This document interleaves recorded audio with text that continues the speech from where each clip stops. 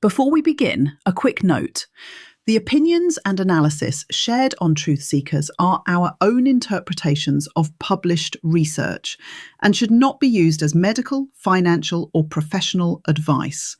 Always consult qualified professionals for decisions affecting your health or well-being. And with that out of the way, welcome to Truth Seekers. I'm Bill Morrison. And I'm Alex Barrett. Today is November 10, 2025, and we're talking about the cold, hard truth about ice baths. Let's get to the truth. Right, so apparently I've been doing wellness all wrong because I'm not dunking myself in ice water every morning. Yeah, my social media feed is basically just shirtless people sitting in chest freezers now, claiming it's curing everything from anxiety to heart disease. And it's not just randos. There's this massive commercial boom. I was looking at the numbers and ice bath sales went from under 1,000 units a month in late 2022 to over 90,000 units a month by the end of 2023. 90,000. That's a $338 million market. When money gets that big, I start wondering what the actual evidence looks like. Exactly, because the claims are everywhere. Improves cardiovascular health, boosts immunity, fixes your mental health, and people swear by it. They genuinely feel different after doing it. Right, and that's the tricky part. I don't doubt people feel something. The question is whether what they're feeling is what they think is happening. So, what does the science actually show? Because there's got to be research on this by now. There is, and it just got a lot more definitive. A meta analysis came out in January 2025 in PLOS One, 11 randomized controlled trials, over 3,000 participants. This is the most comprehensive look we've gotten at cold water immersion for the general population. And And it's fascinating because some of what people claim is sort of true, but the timeline is completely wrong. And then there's this one finding that basically contradicts the entire wellness narrative. go on. Cold water immersion causes an acute inflammatory spike. Immediately after you get out, and 1 hour later, inflammation markers in your blood are significantly elevated. Hang on. Inflammation goes up. Up. The meta analysis found a standardized mean difference of 1.03 immediately after and 1.26 1 hour post immersion, both statistically significant. But the entire pitch from influencers is that ice baths reduce inflammation. That's like the foundational claim. I know. And the data shows the opposite. Your body treats cold water immersion as a stressor and it responds with an inflammatory reaction. That's quite a problem for the marketing, isn't it? It really is. And it gets weirder when you look at stress reduction, which people do experience, but not when they think they do. What do you mean? The meta analysis measured stress biomarkers at multiple time points immediately after cold immersion, 1 hour later, 12 hours, 24 hours, 48 hours. Guess when they found a significant reduction in stress? Immediately after, I'd assume. That's when people say they feel amazing. Nope. No significant effect immediately. No significant effect at 1 hour. The stress reduction shows up at 12 hours post immersion. 12 hours later? 12 hours later. And then it's gone. No significant effects at 24 or 48 hours.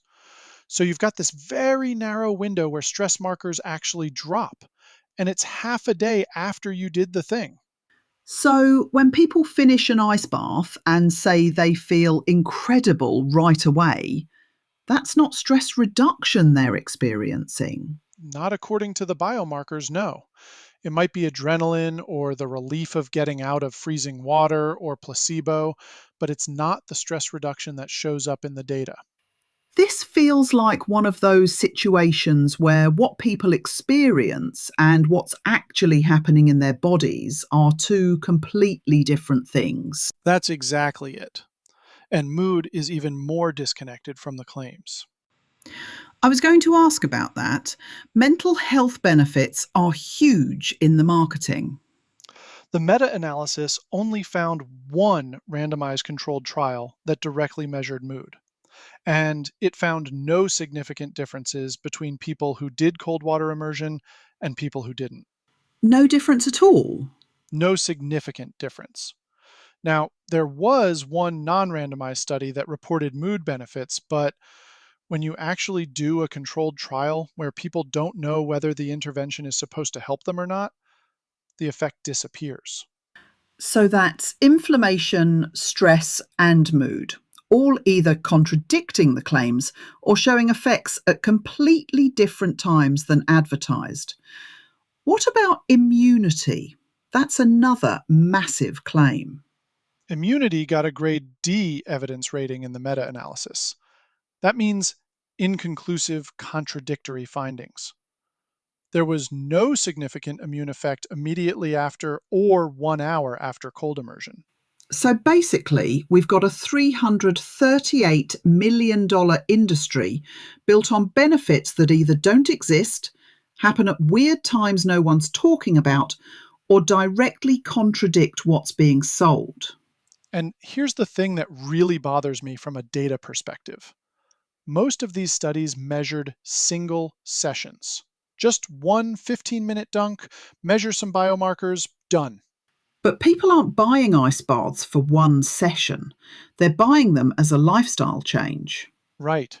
And the few studies that did look at repeated use over time found that quality of life improvements, which were modest to begin with, completely disappeared by day 90. They disappeared. Gone. Not significant anymore. So even the benefits that did show up in the data don't last. Okay, but I want to push back for a second because people really do feel different after cold plunges. I've had friends rave about it. Are we saying that's all in their heads? No, I think something is happening. Your heart rate does drop temporarily. Blood pressure goes down for a few hours. Cortisol, which is a stress hormone, decreases briefly. These are real, measurable changes. So, what's the problem? The problem is that temporary biomarker changes aren't the same thing as health improvement. Your heart rate dropping from 70 beats per minute to 55 for 3 hours doesn't mean you've improved your cardiovascular health. It means your body had an acute physiological response. It's like saying you've improved your fitness because your heart rate goes up when you climb stairs. Exactly. That's a response, not an adaptation. And this is where the confusion happens. People feel the acute response. They see their heart rate drop on their smartwatch or whatever, and they interpret that as their cardiovascular system getting stronger. But it's not. There's no evidence it is. A sports cardiologist at Harvard affiliated Beth Israel Deaconess Medical Center said he's pretty cautious about recommending cold water therapy because the reasons people do it can be much better served with other interventions like exercise. Which actually does improve cardiovascular health long term. Right. And here's where this stops being just a misleading wellness trend and becomes actually concerning. The cardiac risks are almost completely absent from influencer messaging. What risks? Cold water immersion triggers something called the cold shock response. Your body suddenly hits freezing water and your sympathetic nervous system goes into overdrive. Heart rate spikes, blood pressure shoots up, breathing becomes gasping and uncontrolled. That sounds not great for your heart. It's not, especially if you have an undiagnosed heart condition. Blood vessels constrict to conserve heat, which forces more blood to your chest and taxes your heart. In people with arrhythmia risks or underlying cardiac issues they don't know about, this can trigger dangerous heart rhythms. How dangerous are we talking? There are documented cases of sudden cardiac death from cold water immersion. And more recently, researchers reported a case of a young, apparently healthy man who collapsed after 10 minutes in an ice bath at a commercial venue in Sydney. Christ. And none of this is in the Instagram posts. None of it. The Harvard cardiologist specifically said anyone with a heart rhythm disorder like atrial fibrillation should avoid cold plunges entirely. Same with people who have circulation problems.